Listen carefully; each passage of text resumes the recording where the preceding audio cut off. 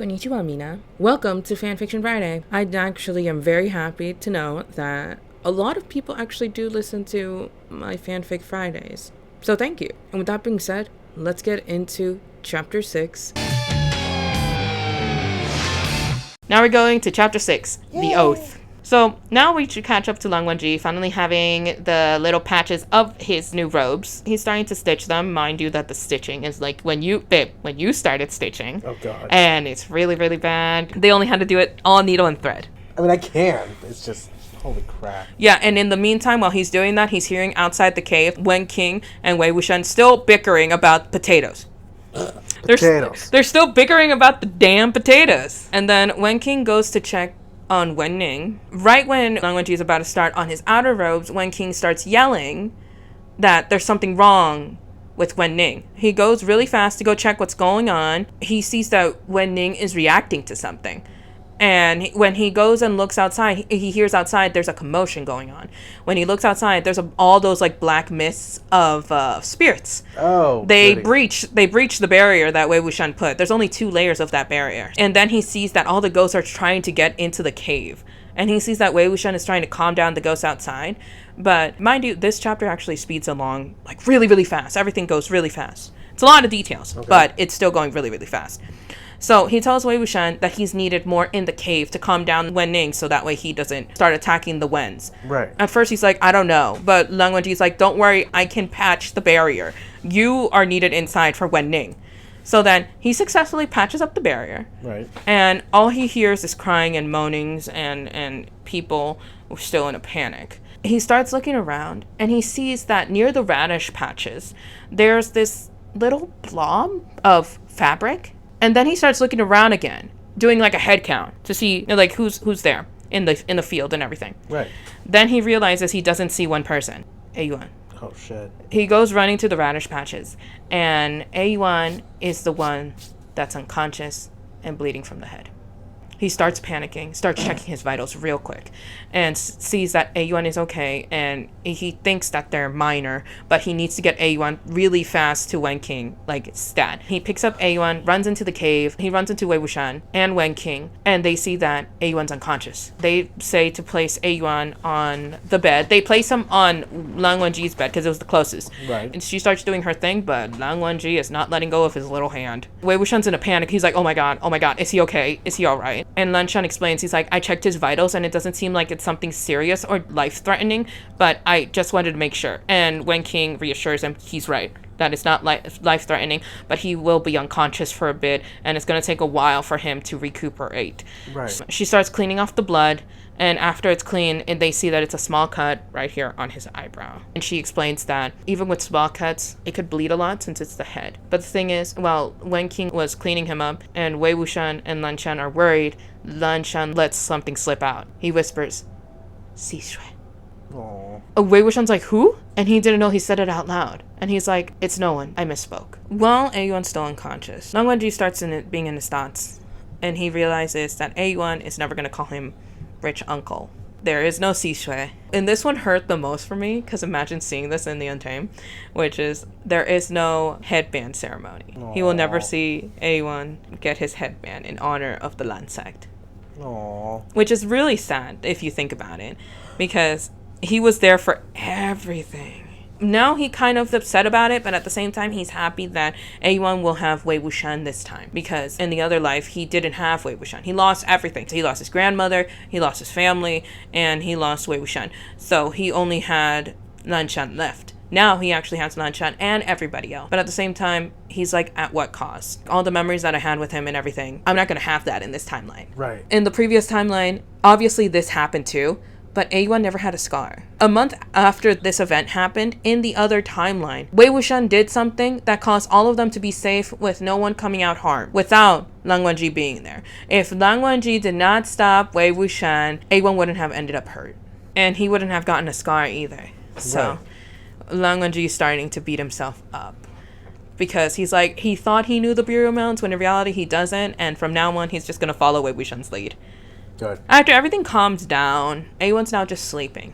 He's not like in a comatose state or anything. Wen King informs Lang Wonji and Wei Wuxian that unfortunately Granny, she broke a hip Aw. And 2 Wens had an arm broken or a leg broken. That's when Wei Wuxian's like, all right, I need to add 1 more layer to the barrier because 2 ain't cutting it, so we need to add 1 more. Third one. Yeah. So in this whole time that they're speaking, Lang Wangji is still by A1's side on the floor.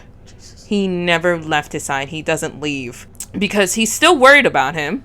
Right. And Wei Wuxian keeps trying to reassure him that he's going to be fine. But people are starting to notice that Lang Wangji is sticking too close to A1, and it's making them worried that A1's injury might be more serious than they thought. Wei Wuxian basically goes to Lang Wangji and tells him, hey, you're starting to scare people. My apologies. I didn't mean to scare people. Right. He's like, I'm just worried. It's never happened before. In a way, I can relate. If something were to happen to Luna, we would both be like right there and never want to leave her side, ever. Or not want her to leave our side, ever. Right. And it really doesn't help that Wei Wuxian is still feeling guilty about the whole thing with Lang Wangji not being a Lan anymore. Right. He noticed that Lang Wangji wasn't really as torn up about renouncing his sect as much as he is with A1 being unconscious. Right. Which means he cares more about A1 than his sect. Right. Which, it's a shock. Because who would have thought that a guy like Lang Wangji would be shocked about that? Right. Afterwards, he sees that Lang Wangji is still in the same spot. And he comes to him and he's like, okay. Everyone's definitely getting worried about A1. And he's like, I'm sorry. Yeah, he's the youngest. Yeah. He's the youngest one of the whole sect. Yeah, exactly. He's the next generation. And Wei Wuxian's like, okay, let me ask something. He's like, what? Did you eat anything? He's like, I'm fine. I don't need anything. He's like, when was the last time you ate? This morning. I ate an apple. That's it. And Wei Wuxian's like, okay. New rule. Everyone needs to eat. Period. Right. He's adding rules to how they live up there.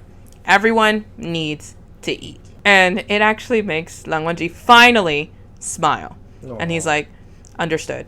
I will obey. Which makes Wei Wuxian's heart flip. Aww. The feels. He's like, I love it when he smiles. I love it when he blushes. It's something different.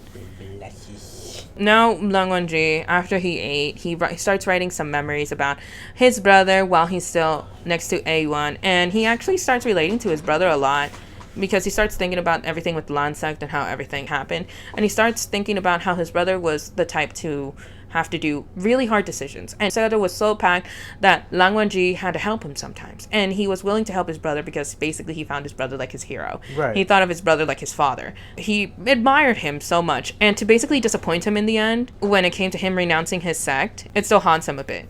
Because he's like, I would have never thought to see my brother like that. While he's writing, and I can relate to this because this happens to me a lot while writing the script to this, that his eyes start burning because of the lack of sleep. Oh, goody. Yeah. And Wei Wuxian notices and he's worried. So he's like, you need to go to sleep.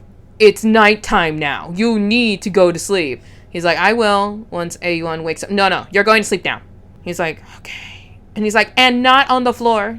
He doesn't want to leave A1's side. And he's like, don't worry. If A1 wakes up, all of us are here for him. You're not the only one that's watching him. Right. We're all watching him. Everything is going to be fine. So he decides to get some sleep. And then he gets woken up by hair tugging. Like just a little strand of hair. Tug. From A1? And he wakes up and it's little A1 having, literally doing the most cutest thing. Having a strand of his hair in his mouth. And being like, And Lang Wangji, he takes it out of his mouth and everyone's laughing, picks him up and put him on his hip, and he is so happy that he's awake and he is fine. Full of life. Mm-hmm. And then right when he gets outside, one of the female Wens that's over there, I think it's his cousin or something, she is like, well, it's a good thing that you finally woke up. Would you want to go see Granny? Everyone just woke up. Lang Wangji, he didn't have him for even 5 minutes, and now they're already saying, you want to go see Granny? And he's like, yeah, I want to go see Granny. What is Lang Wangji supposed to do? Hold on to him? Yeah. No. He has to put him down. Yeah. And he sees him walk away and go to the Grand Hall, where Granny is, because of her hip. In the end, he's actually really happy that A1 doesn't have to rely only on him, that he has family, he has Wei Wuxian, to the point that everything is going back to normal, really. And he's like, maybe I think it's time for me to go back to normal. So he decides to go to where they're constructing houses and just get to work, not let it beat him up. I'm just reading my notes. Because it says, and again, Wei Wuxian is bickering with Wen King about Oh my god. the potatoes. Potatoes. The potatoes. There are actually more rules than Long Wenji thought, the more they stay there.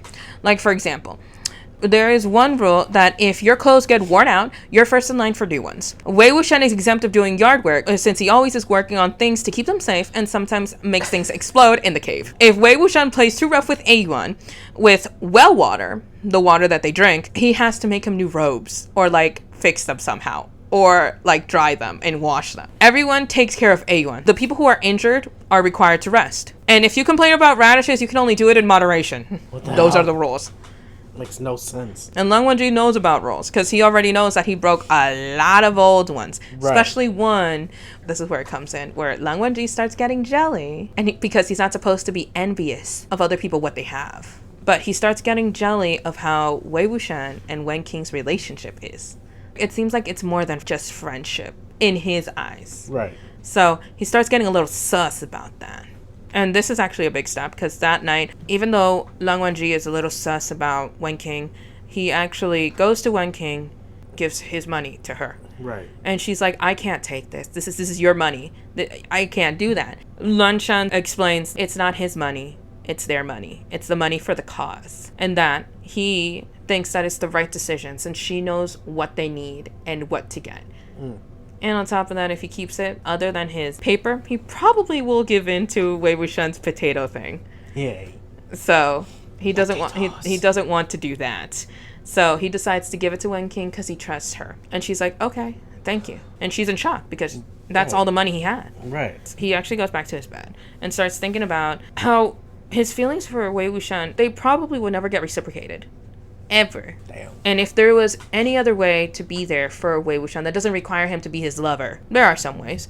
And he decides that tomorrow he will let Wei Wuxian know. There you go. The next day, Lang Wonji enters the cave. And Wei Wuxian is working on this type of experiment, okay, to make of these bugs that keep crawling on the radishes and keeps eating them. This is where it gets juicy, babe. Lang Wonji tells him, we just finished building the 2 houses.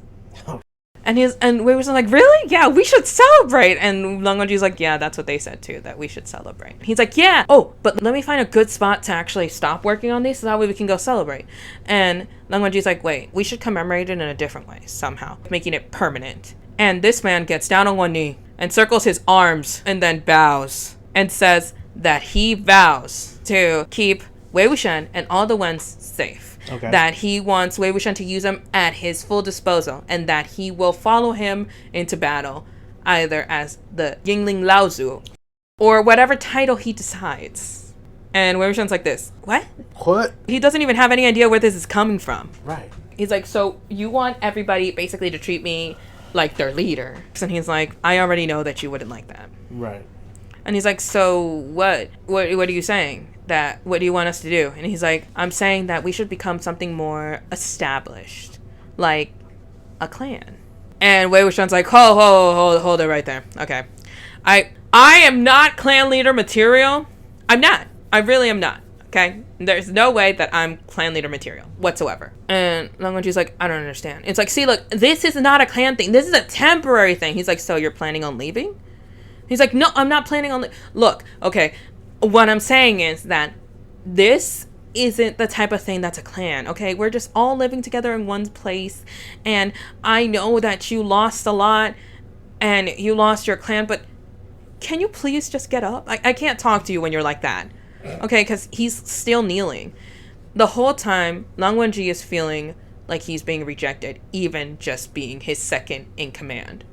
Yeah, he feels like he's being rejected because Wei Wuxian, he looks at him like a leader because he knows what to do. He knows how to establish the rules. He knows how to keep everybody safe. So, of course, he would think of him as a leader. Right. And he wants to follow him. Right. Right? And he's basically saying, I will follow you and do anything. And Wei Wuxian's like, no, I don't want you to be that. And he's like, so then what do you want me to be? He's like, look, Lan Shan, I'm sorry. I know you lost everything, but at the same time, don't turn to me for this. And Lan Shan is just destroyed because he thought this was the right decision too, because he's like, if I can't have him romantically, I wanted to be next to him respectfully, right?